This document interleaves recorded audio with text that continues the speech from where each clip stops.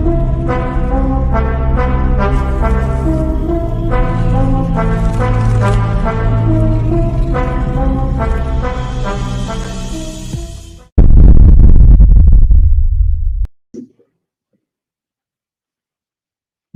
live dulu ya. Ini jelas kan? Masih dulu? Ya, lah.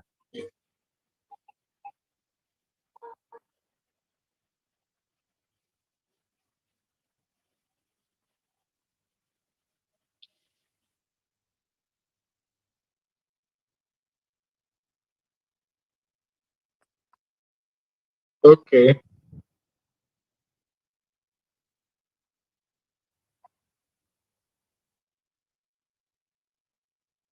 Ini langsung ke saya ya? Tunggu sebentar. Tunggu. Nanti saya yang ini membukanya. Oke.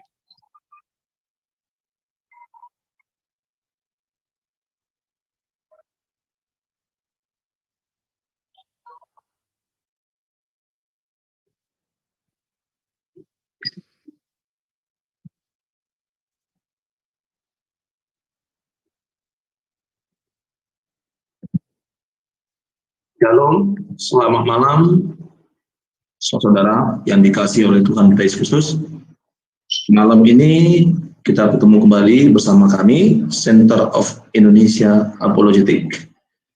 Kita akan membahas sebuah topik, dosa Adam membawa maut, sebuah catatan apologetika Kristen yang akan disampaikan oleh Pak Pendeta Giri Aceh. Sebelum kita mendengarkan pemaparan dari Pak Pendeta Giri Aceh, kita akan berdoa yang akan dibawakan oleh saudara kita Pak Erben. Silakan Pak Erben. Atau bukan? Oke, mari kita berdoa untuk mengawali pembelajaran kita malam hari ini. Kami bersyukur ya Tuhan, kami boleh hadir di Rujumu ini, dan semua juga orang yang mendengarkan melalui live di YouTube. Kami bersyukur, berkati setiap kami, supaya Engkau tetap dimuliakan, ditinggikan di tengah-tengah pelayan. Berkati Pak Giri yang akan menyampaikan materi dengan satu topik tentang dosa yang membawa maut. Berkati hamba-Mu urapi, supaya melalui pengajaran yang disampaikan, maka kami mengerti kebenaran yang agung dari Tuhan. Berkati Zoom Syai, berkati semua pendengar, secara khusus hamba-Mu. Terima kasih, kami berdua menyerahkan pemaparan materi ini di dalam tangan Tuhan, dan juga nanti diskusi ke depannya. Terima kasih Bapak, dalam nama Yesus. Amin. Ya, kita persilakan, silakan Pak Pendeta untuk menyampaikan topik. Terima kasih Bapak dan Ibu semuanya. Sebenarnya saya membuat catatan ini, PowerPoint-nya itu dengan tujuan untuk didialogkan dengan saudara-saudara kita yang dari Yahudi. Karena ada Valen, ada Billy, dan kemudian ada Ishak ya. Jadi saya sudah menawarkan dari beberapa hari yang lalu, dan hari ini pun ditawarkan juga, kalau mau ikutan join untuk dialog silakan aja. Makanya saya agak membuatnya dengan PowerPoint, supaya datanya bisa dilihat oleh semuanya. Jadi sewaktu saya menjelaskan, Bapak dan Ibu juga bisa melihat langsung datanya saya ngambil dari mana. Dan itu juga yang menjadi alasan kenapa saya lebih ngambil dari data perjanjian lama. Maksudnya kalau misalnya Bapak dan Ibu pasti udah dapat ya PowerPoint-nya ya. Kalau belum dapat nanti bisa minta ke Bung Edo juga. Karena saya ngasih juga data PowerPoint-nya.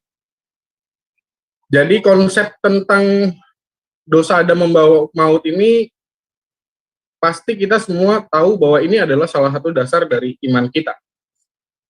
Biasanya orang menyalahpahaminya dengan dosa waris. Ya, orang salah paham dengan dosa waris, yang dianggapnya sebagai dosa yang diwariskan. Padahal iman kita menganggap bahwa dosa waris itu dengan dosa yang kita mau bahas hari ini tuh beda banget.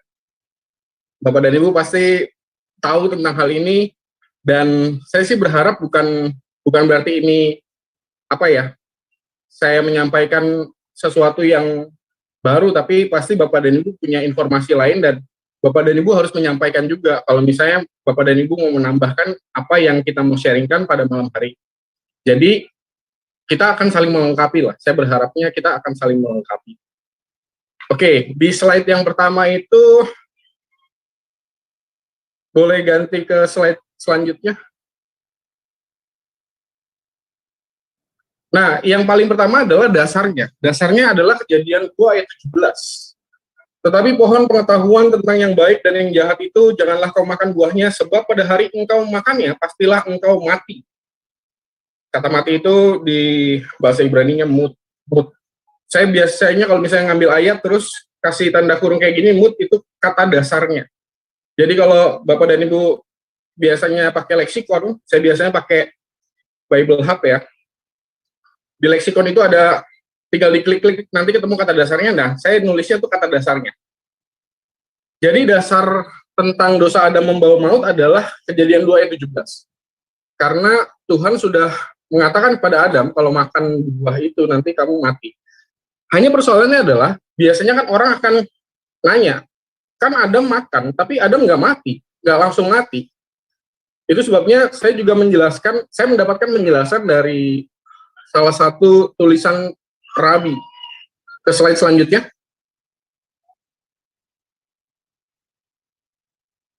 Nah ini, semoga kelihatan ya. Nah di situ dijelaskan bahwa sebetulnya sewaktu Kejadian 2 ayat 17 dikatakan, pastilah engkau mati pada hari itu. Sebetulnya Adam mati pada hari itu. Karena sewaktu Tuhan berkata di Kejadian 2 ayat 17 itu, Tuhan menggunakan konsep satu hari itu 1000 tahun. Ada ya, di 1 Petrus tuh satu hari Tuhan 1000 tahun. Di Mazmur juga kalau nggak salah ada.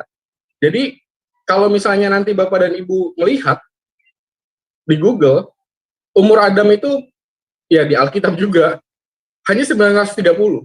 Artinya, memang pada hari itu, pada satu hari itu, karena satu harinya 1000 tahun, ya Adam mati.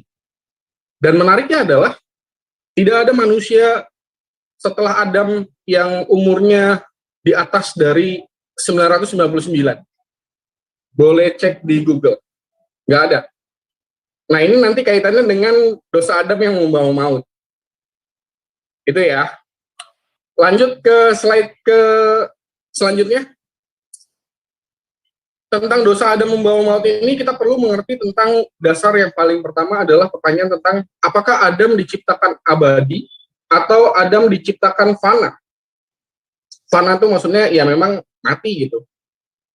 Nah, data yang saya temukan di dalam penjelasan banyak rabi gitu ya, adalah ya memang Adam diciptakan pada awalnya adalah abadi. Ada banyak sekali datanya. Kalau misalnya dibilang di slide-slide selanjutnya itu ada, saya menjelaskan, saya mengutip banyak penjelasan dari para rabi bahwa hasil dari pelanggaran Adam adalah mereka kehilangan keabadian itu. Ada 4 ya, saya memberikan datanya. Selanjutnya, Bu. Nah, ada penjelasannya lagi, kalau misalnya Adam nggak berdosa, maka dia nggak akan meninggal, nggak akan mati maksudnya. Nggak akan mati karena apa? Karena ada jiwanya itu lebih tinggi, lebih tinggi. Ini nanti konsep yang berbeda tentang tubuh, jiwa, dan roh. Tapi intinya adalah, kalau misalnya Adam nggak melanggar perintah Allah di Kejadian 2 ayat 17 itu, maka Adam nggak akan mengalami maut. Oke, selanjutnya. Ini juga sama. Penjelasan bahwa kalau misalnya Adam nggak melanggar hukum Tuhan di Kejadian 2 ayat 17 itu, maka Adam ya akan abadi. Oke, sampai di situ kita tahu bahwa banyak rabi yang menafsirkan bahwa Adam itu memang diciptakan kekal. Tapi memang benar ada penafsiran yang lain. Makanya saya juga menjelaskan juga ada penafsiran yang lain di bawahnya. Lanjut, Bu. Penafsiran yang lain itu adalah penafsiran tentang, yaitu tadi, apakah Adam diciptakan fana atau diciptakan kekal. kita sudah tahu bahwa tadi banyak sekali para rabi yang menafsirkan bahwa Adam diciptakan awalnya kekal, tapi karena kejadian 2 ayat 17, lalu kemudian kejadian 3, maka Adam dihukum dengan maut tadi. Tapi ada yang menafsirkan bahwa Adam diciptakan fana. Di bagian selanjutnya, Bung. Adam diciptakan fana, tapi yang menarik adalah selalu ujungnya desainnya adalah kekekalan. Jadi sewaktu ada orang yang menafsirkan, ada rabi yang menafsirkan, kalau di situ dibilangnya kaum filosofis gitu ya, menafsirkan Adam diciptakan fana, tapi kita jangan lupa bahwa ada pohon kehidupan. Di kejadian 3 ayat yang paling terakhir itu, beberapa ayat paling terakhir diceritakan tentang pohon kehidupan. Kalau Adam makan itu, maka dia akan hidup selamanya, gitu kan ya. Nah, jadi intinya adalah bahwa desainnya Allah adalah desain kekekalan memang. Entah mau diciptakan awalnya fana, atau diciptakan sudah kekal, hukumannya adalah kematian yang membuat Adam tidak sampai pada desain kekekalan itu. Kehilangan desain kekekalan itu. Walaupun kalau misalnya saya disuruh milih, mana penafsiran yang akan lebih saya pahami, saya kan lebih memahami penafsiran yang jauh lebih banyak. Para rabi menafsirkan Adam diciptakan kekal, lalu kemudian melanggar kejadian 2 ayat 17, sehingga Adam dihukum dengan kematian. Usia 930 itu adalah memang 1 hari kurang. Karena ukuran 1 harinya Tuhan adalah di ayat kejadian 2 ayat 17 itu adalah 1000 tahun. Dan penjelasan para rabinya ada. Oke, selanjutnya.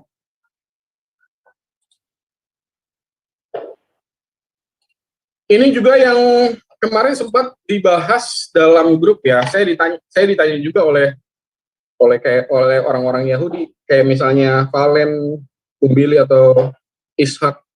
Kenapa Adam yang makan lalu semuanya terdampak? Dan sudah ada penjelasan juga bahwa kalau misalnya di kejadian 3 ayat 22, oh ini bukan ini ya, ini yang tadi saya bilang kejadian 3:22 itu yang buah pohon kehidupan. Selanjutnya, Bung, yang terdampak pada semua. Itu dia. Kejadian 3:17, terkutuklah tanah. Dalam bahasa Ibrani, tanah itu adamah. Sehingga pada akhirnya, berdasarkan itu, ditafsirkan bahwa semuanya, karena dosa Adam, terkena hukuman. Oke, sampai di sini dapat ya. Kalau misalnya mau dilanjutkan lagi tuh, nanti kita akan bisa melihat bahwa Adam diciptakan dari tanah keluar dari air. Dan nanti kalau misalnya Bapak dan Ibu sempat ngecek lagi bahwa konsep penciptaan alam semesta di kejadian 1 itu penciptaan ulang sebetulnya. Kalau dalam pemahaman orang Yahudi.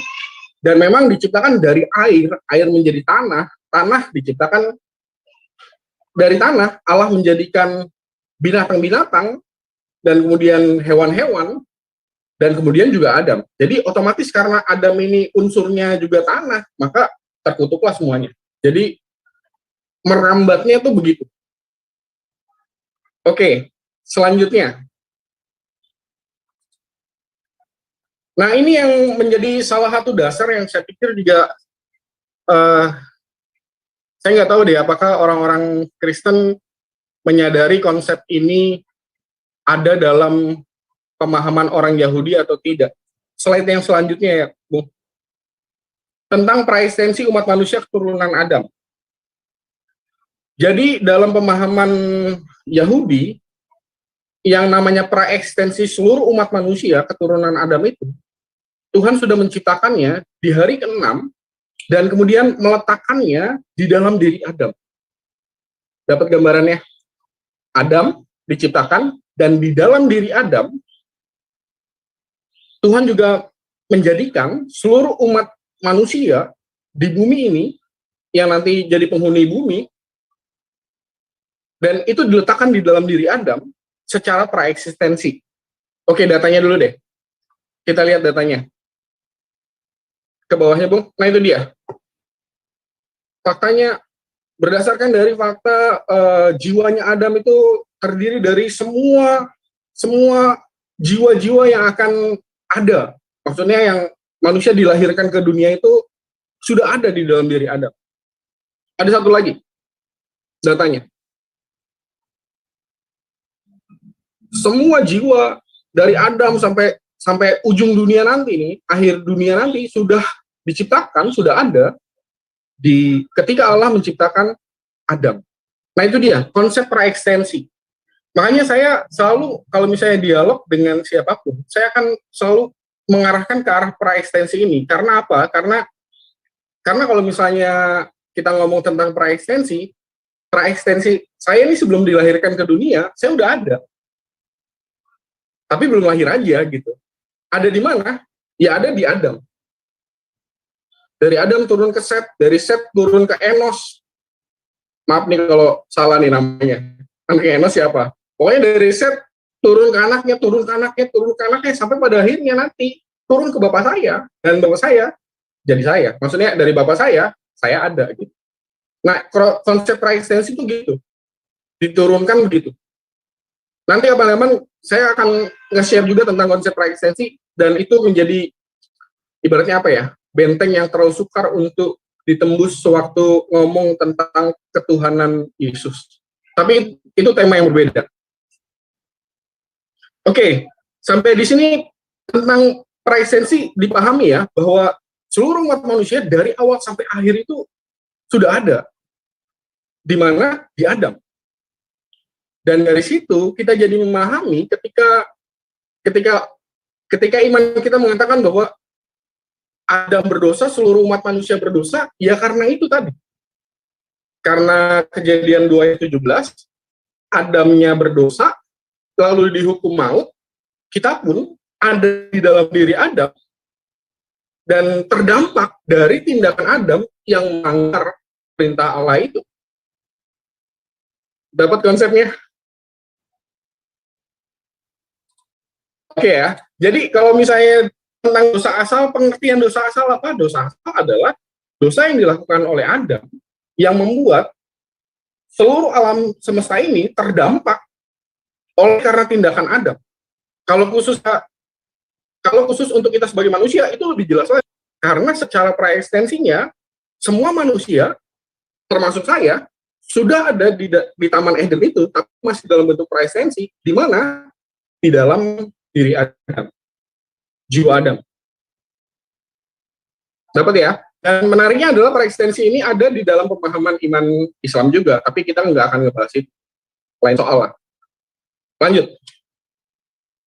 Jadi kalau misalnya mau digambarkan adalah konsep dosa asal itu menjelaskan tentang jawaban dari pertanyaan, kenapa ya saya ada di dunia ini sekarang harus mati dulu? Jangan lupa nanti setelah akhir zaman, kita dibangkitkan kembali, nggak ada lagi kematian kan? Hidup kekal. Nah, iman Kristen menjawabnya dengan cara bahwa, oh dulu Adam kekal, cuma karena ada melanggar, maka kematian ada. Dan setelah kematian ada, maka disinilah kita di bumi, untuk nanti pada akhirnya, di akhir zaman, kita akan dibangkitkan dan hidup kekal. Jadi itu penjelasannya. Saya punya datanya juga. Coba lihat selanjutnya, Bu. Oke, itu dia. Sebelum Adam berdosa, dia itu, kalau misalnya orang Kristen ngomong tentang kematian rohani, ya ini.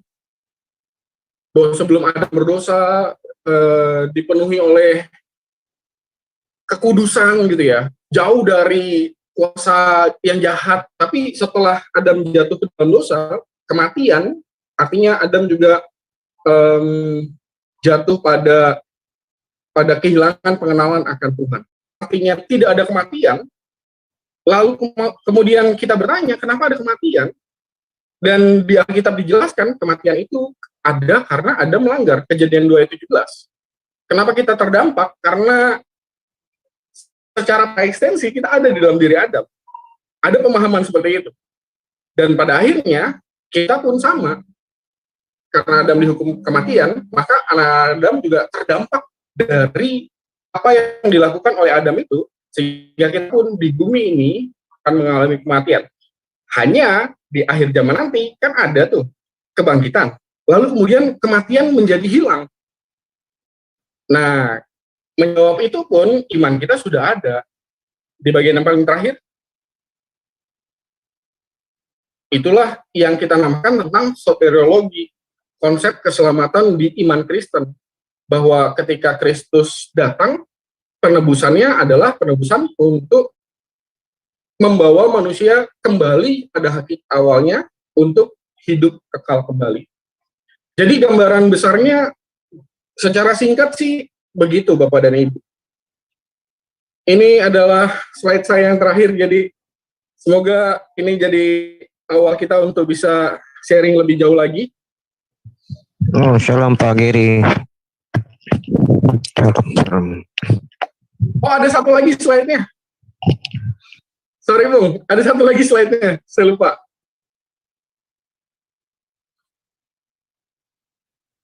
Nah ini dia, Yesaya 25 ayat 8, ia akan meniadakan maut. Maut yang dari mana? Maut yang dari sana. Kejadian 2 ayat 17. Dasar kata maut yang digunakan di situ, kata yang maut yang digunakan di situ mafet, tapi kata dasarnya mut. Jadi sama. Dia akan meniadakan maut. Dan di iman kita, bagaimana cara Allah meniadakan maut, itulah yang dinamakan soteriologi. Makanya kalau misalnya kita mau banding-bandingin nih dengan iman yang lain, ya memang ada banyak dasar yang berbeda gitu. Kalau soteriologinya orang Yahudi yang nggak pakai konsep seperti yang jadi iman kita, soteriologinya orang Yahudi itu mereka melakukan dengan benar 613 mispot itu. Maka itulah yang menjamin keselamatan mereka. Makanya nanti di perjanjian baru, Rasul Paulus bilang kan, nggak ada tuh satu orang yang sanggup untuk melakukan sepenuhnya hukum Taurat. Dan itu jadi salah satu penjelasan tentang soteriologi iman Kristen juga terhadap Kristus yang datang. Jadi kira-kira gambaran besarnya seperti itu Bapak dan Ibu. Ada banyak hal yang belum disampaikan, belum masuk ke situ, udah jelas pasti banyak hal yang nggak masuk dalam penjelasan. Jadi silakan aja untuk kita sharing dan kita menambahkan informasinya.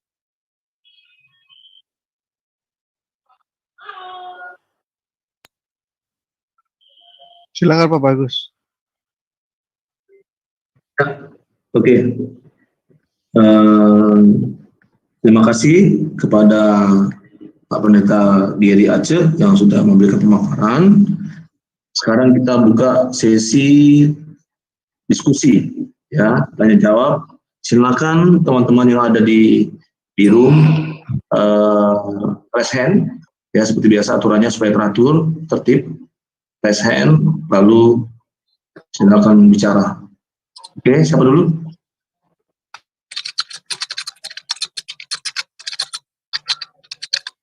Ada yang mau bertanya atau menanggapi atau Yang raise hand dulu Pak.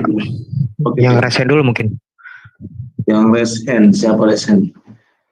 Oh, Adirion, silakan Adirion. Oke. Halo, shalom Mas Giri.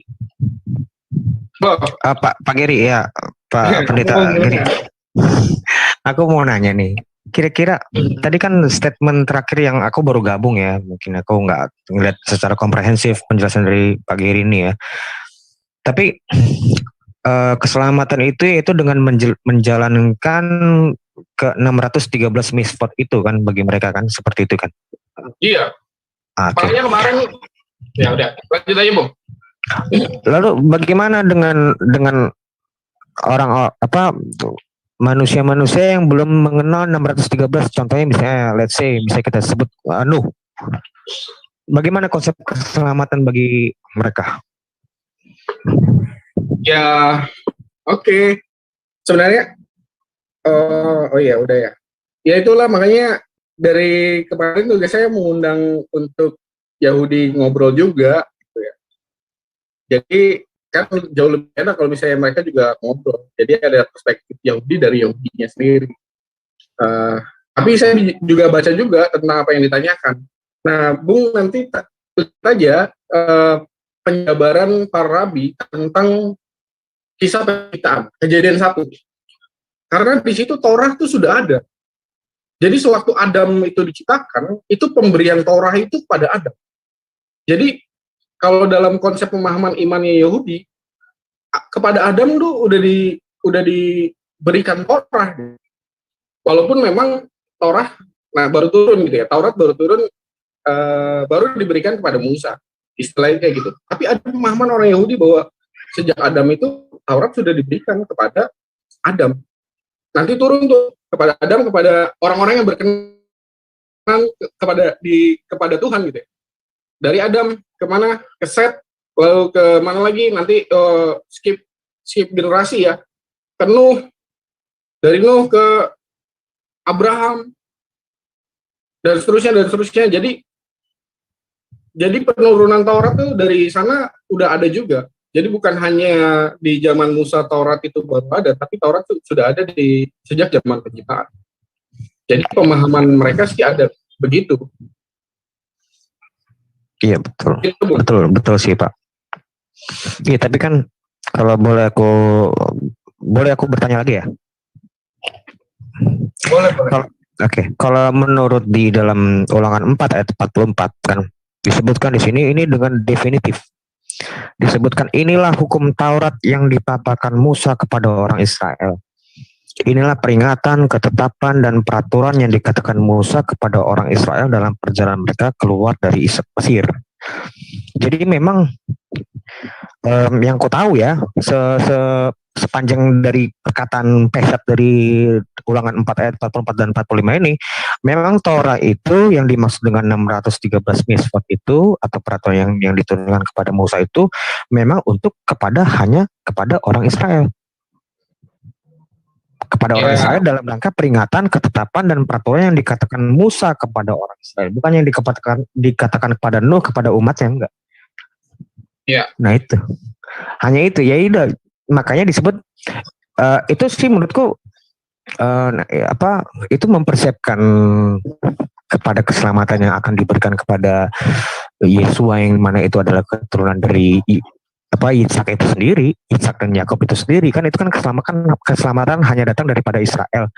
Itu mungkin kaitannya ke situ. Tapi kalau disebut Taurah itu ya dari kitab Kejadian secara Peshat sih sebenarnya enggak. Kalau menurut aku pribadi ya, secara perspektifku sendiri, bukan secara orang Yahudi. Memang orang Yahudi itu yang aku tahu seperti itu Pak. Tapi kalau aku lihat ya Taurat itu ya ini yang kepada Musa, yang diberitakan kepada orang-orang Israel. Makanya keselamatan itu hanya datang dari orang Israel, bukan dari Nuh. Nuh bukan orang Israel, Adam bukan dari orang Israel. Seperti itu. Jadi konsep keselamatannya itu seperti apa sebenarnya dari mereka itu gitu. Kalau menurutku ya kita mesti paham makna dosa itu seperti apa kan, dan apa yang dipersiapkan Tuhan di Kejadian 3 ayat 15 ya mungkin ya, bahwa keturunannya akan meremukkan kepalanya kan, itu kan. Itu kan nggak jelas. Itu kan nggak jelas. Mereka tuh siapa yang meremukkan kepala? Apa dalam arti apa? Derasnya seperti apa atau remesnya seperti apa? Kita nggak ngerti. Nah itu kalau menurutku seperti itu. Iya Bung. Iya. Kalau yang itu nanti mungkin kita bisa ngebahas tentang soteriologi. Makanya di bagian paling akhir itu saya mengarahkan aja bahwa ini nanti kaitannya dengan soteriologi. Soteriologi iman Kristen tidak bisa dijelaskan tanpa pemahaman yang benar terhadap dosa asal yang sering kali disalahpahami oleh orang-orang di luar sana.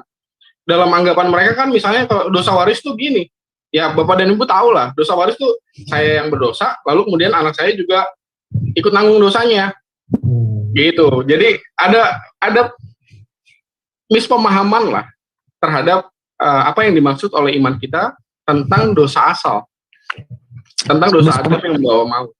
Mispemahaman antara siapa dengan siapa? Antara orang di luar sana yang bukan orang Kristen, siapapun orangnya, sewaktu mereka mendengar tentang wah Kristen ada dosa waris gitu. Dalam pemahaman mereka kan berarti kan yang paling mudah untuk dicerna oleh mereka adalah misalnya bapaknya berdosa, maka anaknya juga bapaknya warisin dosanya ke anaknya. Padahal pemahaman dosa asal tuh bukan seperti itu. Bukan seperti itu. Betul Pak. Betul Pak. Nah itu tuh, makanya kita perlu membahas itu kepada orang-orang Yahudi sih, sebenarnya orang Jew yang lebih tepat sih di situ ya kita membicarakan. Dan saya mau nge-share satu lagi nih, sebab kemarin juga saya sempat ngobrol sama Ishak. Ishak itu agak ngelesnya gini, bahwa saya mati karena malaikat maut. Logis ya alasan ngelesnya ya. Logis. Saya ngerti juga bahwa setelah kejadian 3:17 itu ya memang Tuhan memberikan memberikan kuasa untuk mencabut nyawanya kepada malaikat maut.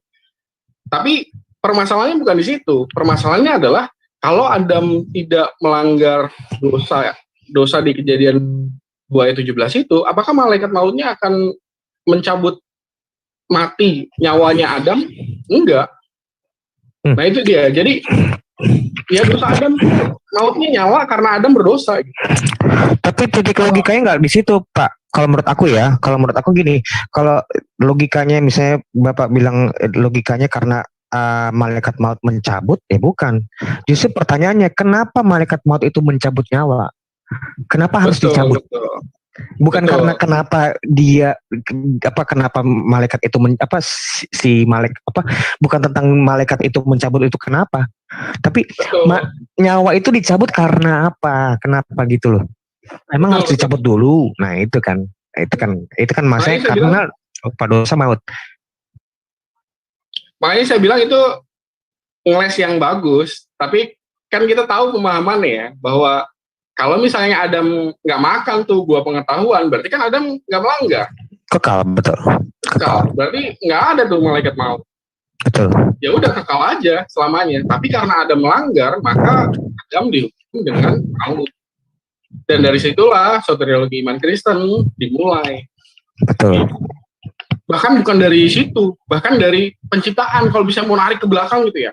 Karena saya ngebaca juga beberapa penjelasan dari para rabi bahwa ada konsep Mesias yang memang sudah ditetapkan sejak sebelum penciptaan, dan ini agak mirip dengan iman Kristen gitu ya.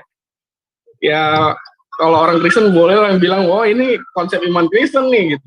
Tapi kalau misalnya orang Yahudi kan pasti nggak punya pemahaman itu. Jadi nanti Bapak dan Ibu boleh ngelihat lagi tentang pemahaman orang Yahudi tentang konsep Mesias yang namanya telah ditetapkan sebelum dunia dijadikan. Namanya sudah ditetapkan. Makanya tadi saya ngedengar Ishak cerita tentang Mesias, lalu kemudian hanya mengarahkan Mesias itu imam. Iya, salah satu pengertiannya bisa ke arah imam, tapi Mesias itu bukan satu-satunya artinya begitu. Kores itu dibilang Mesias juga, tapi bukan imam kan, Kores. Nah, makanya saya bilang, ayo dong dilihat dong, itu konsep Mesias yang ditetapkan Allah itu nama loh. Ini siapa gitu. Nah, itu lain soal ya. Jadi kalau tentang dosa Adam yang membawa maut, saya kira apa yang saya sampaikan itu ya, itu yang bisa saya tapi gini Pak, kalau misalnya Pak Gary itu landasannya itu dari pendapatnya Yitzhak itu nggak percaya dengan soteriologi. Itu sejauh yang dari apa yang aku pernah berbicara dengan Yitzhak ya, karena itu nggak merepresentatif seperti apa yang Bapak bicarakan orang Yahudi pada umumnya bicarakan. Mereka nggak percaya dengan soteriologi. Jadi manusia itu mati, ya udah, kalau mati ya udah kembali ke nol. Nggak ada namanya konsep neraka. Neraka surga itu nggak dikenal. Itu ya, aku bisa agak saduki dong ya. Iya, betul. Itu karena dia bukan Yahudi, dia memang orang siapa? Apa sih namanya? Samaritan. Dia dari Samaritan. Enggak, Saduki juga enggak. Saduki. Dia Samaritan, Pak. Aku kenal betul dengan Isa. Oke.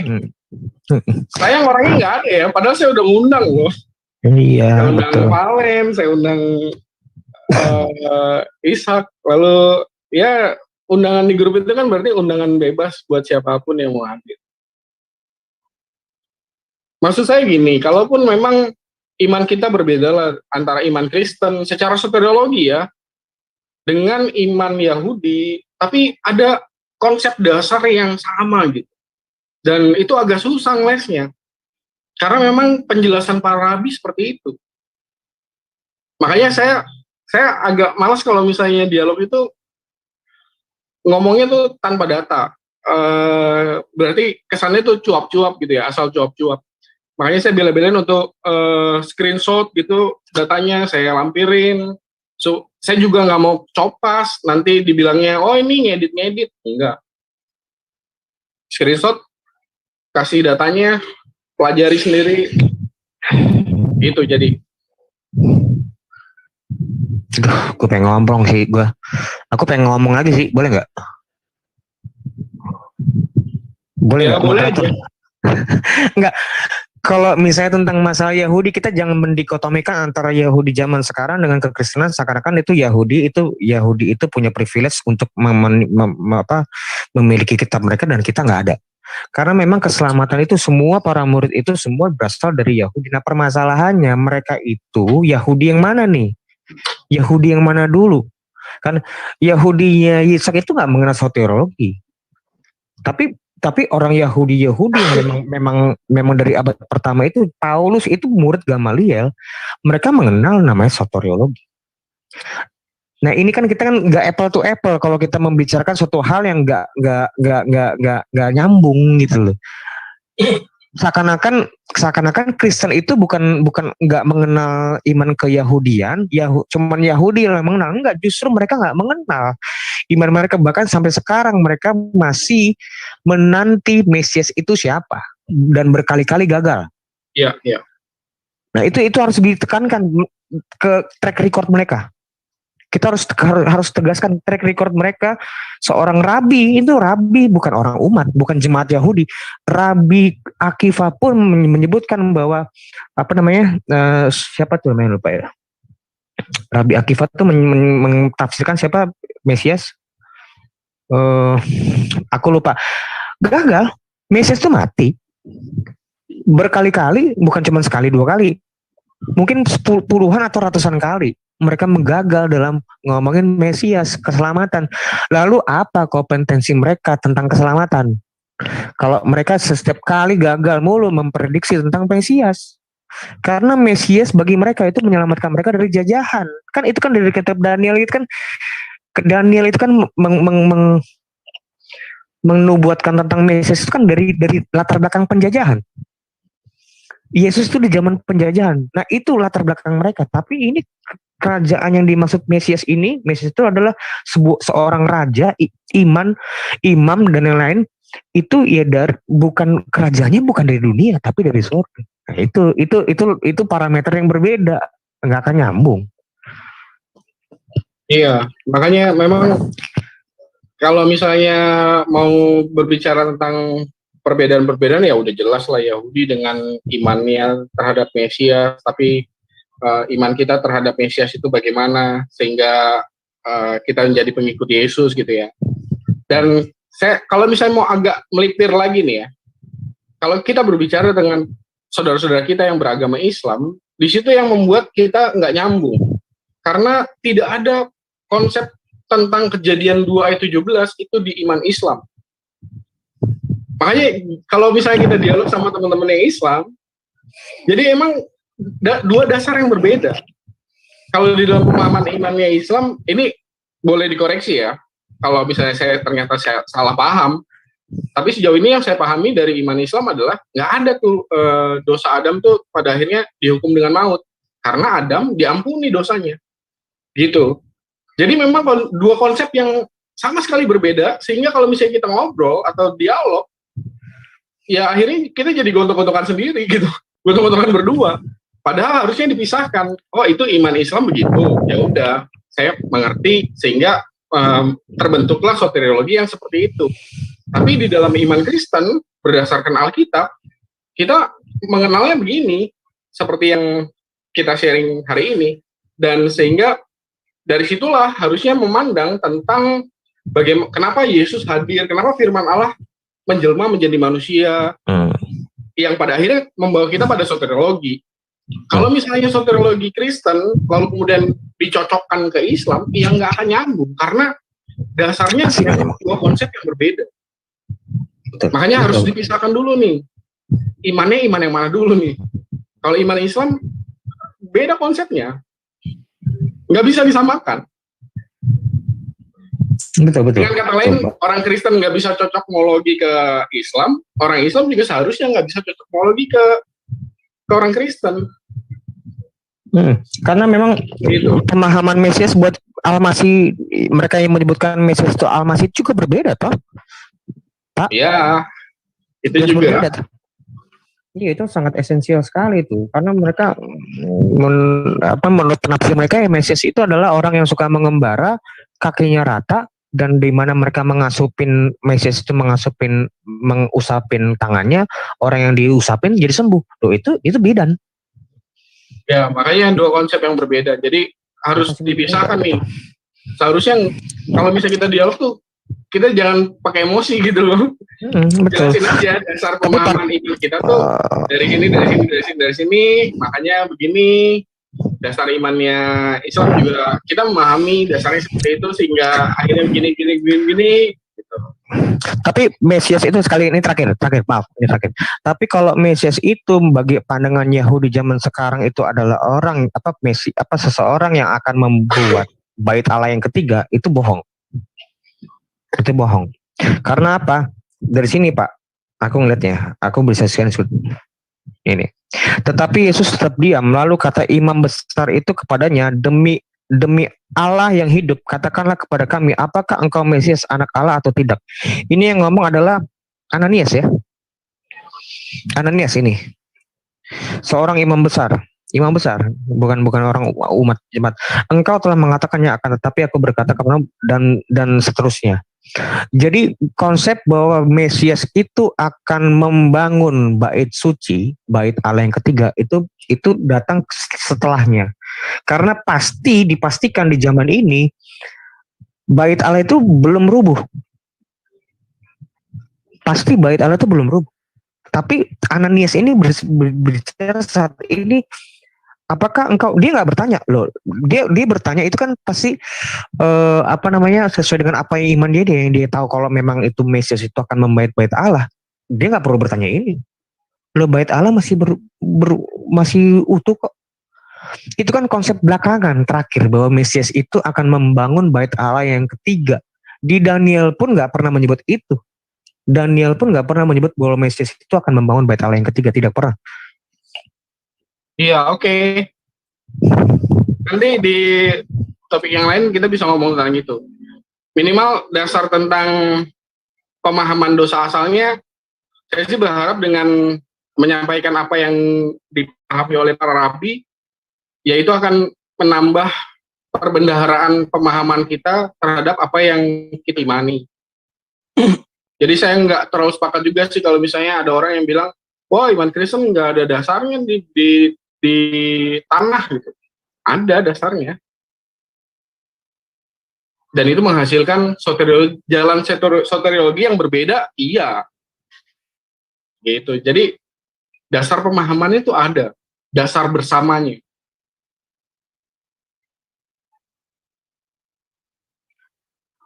Oke, ada lagi Bapak dan Ibu?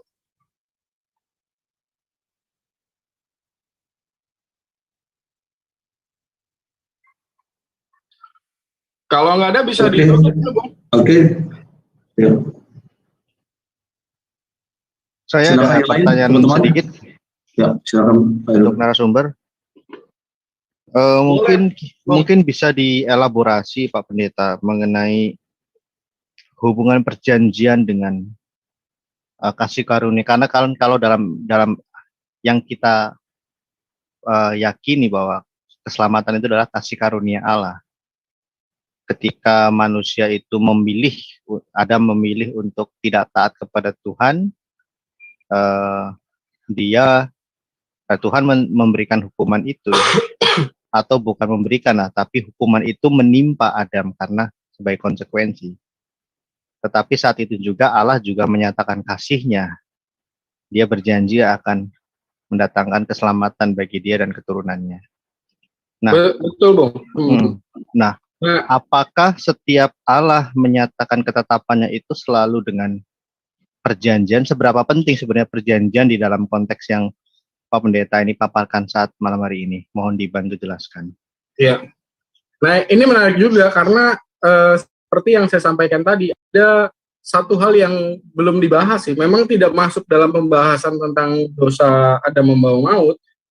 Dan kalau misalnya mau dikaitkan dengan karunia, kita perlu melihat lagi nih tentang konsep Mesias yang telah dipersiapkan Allah sebelum dunia dijadikan.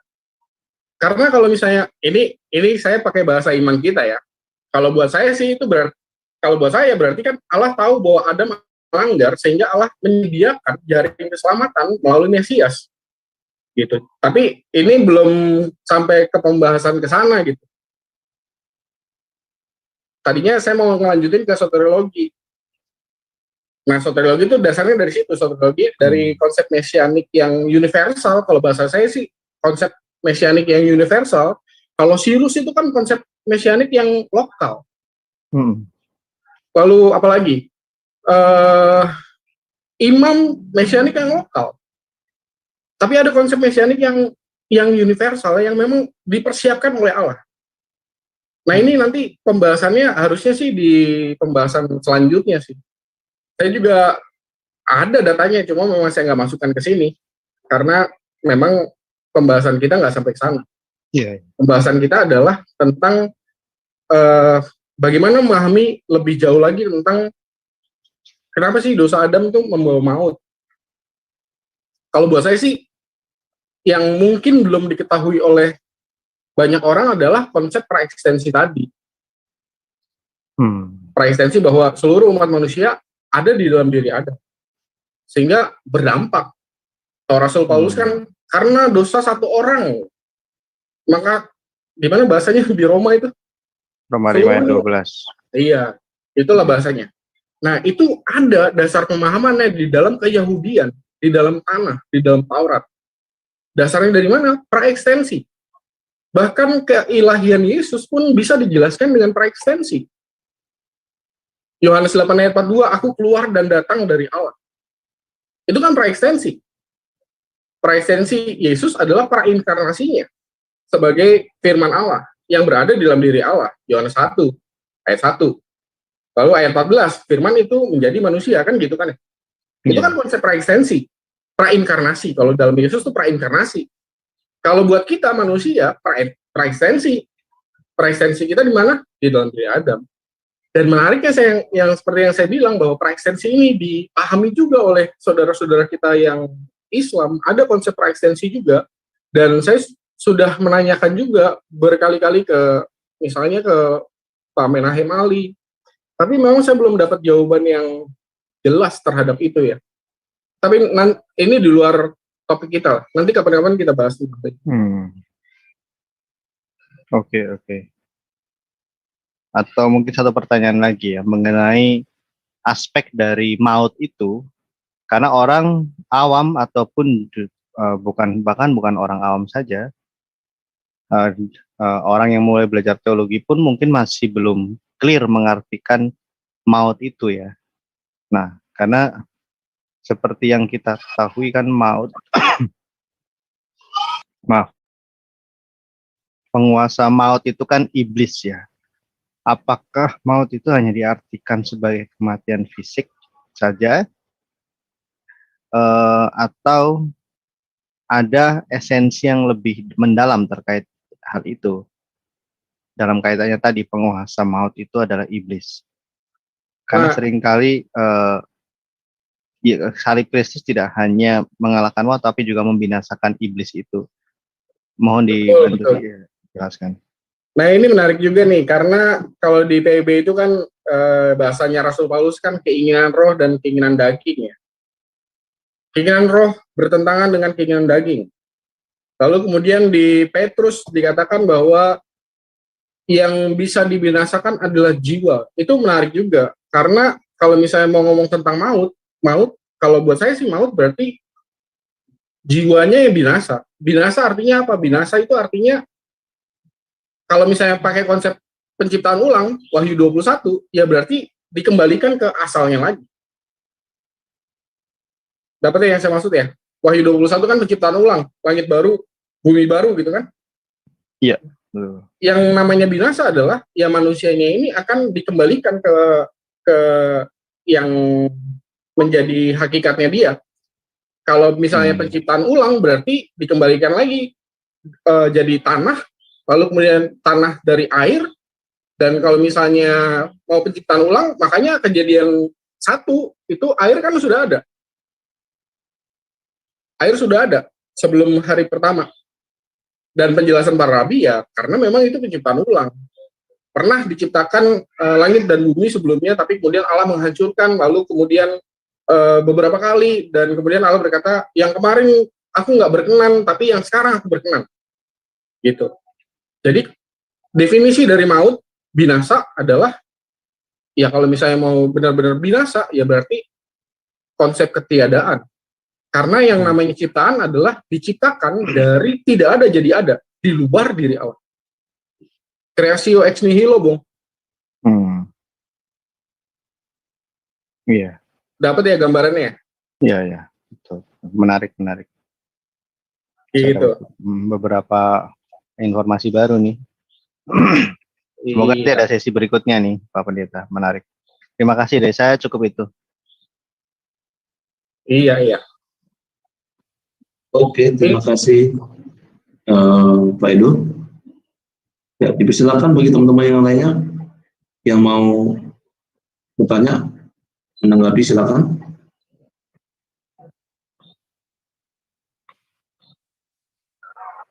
Pak Domba kecil, ada yang mau ditanyakan?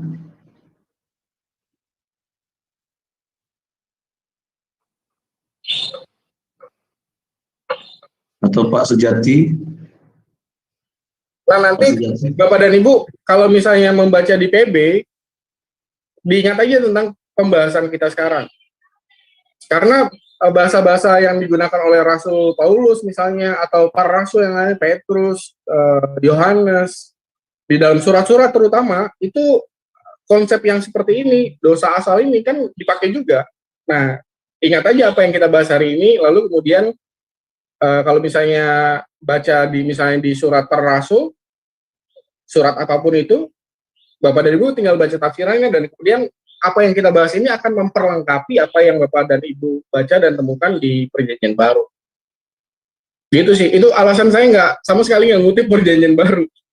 Karena saya pengen ngelihat dari dasar Yahudinya dulu nih. Apalagi sebenarnya saya mempersiapkan bahan ini untuk dialog sama Yahudi. Hari ini harusnya, tapi mereka nggak mau datang.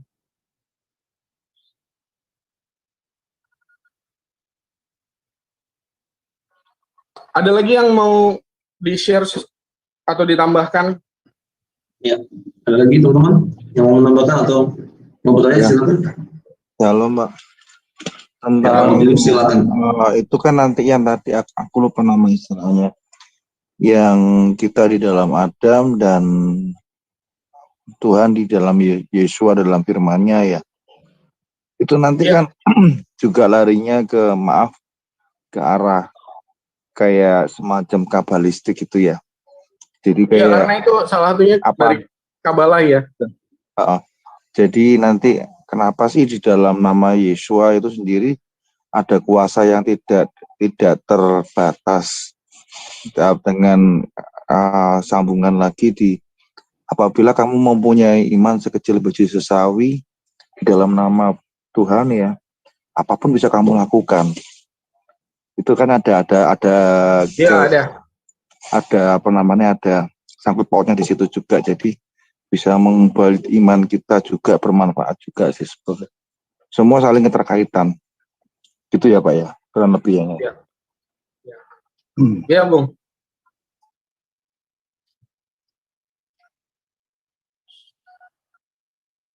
Kalau masih ada boleh, kalau nggak ada, saya mau pesan ke Bapak dan Ibu, bahan yang saya sharing ini Bapak dan Ibu boleh gunakan, silakan aja. Dan kalau misalnya mau cari sumber langsungnya di Sefaria, semua sumber yang digunakan di PowerPoint tadi, Bapak dan Ibu bisa temukan di Sefaria. Gimana cara menemukannya? Bapak dan Ibu tulis aja kalimat kuncinya di search yang di bagian kiri atas. Nanti Bapak Ibu search, kemudian muncul tuh beberapa, nanti Bapak Ibu temukan aja.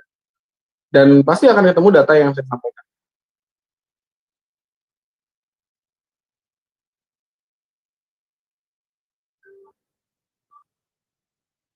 Oke Bung, kalau nggak ada, Oke, kalau tidak ada lagi yang bertanya atau menanggapi atau menambahkan, gimana nih kita akan selesaikan topik ini?